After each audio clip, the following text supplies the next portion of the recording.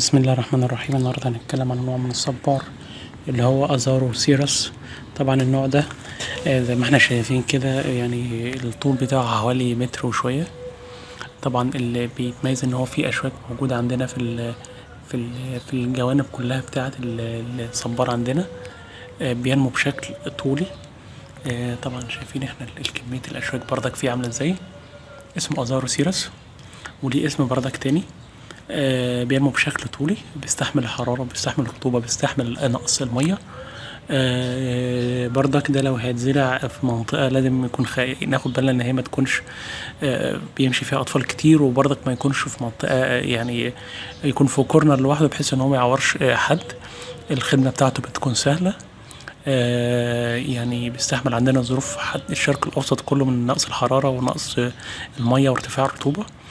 التربية بتاعته بتكون سهلة، بس هو موضوع الأشواك بس اللي احنا بناخد بالنا منه. شكرا.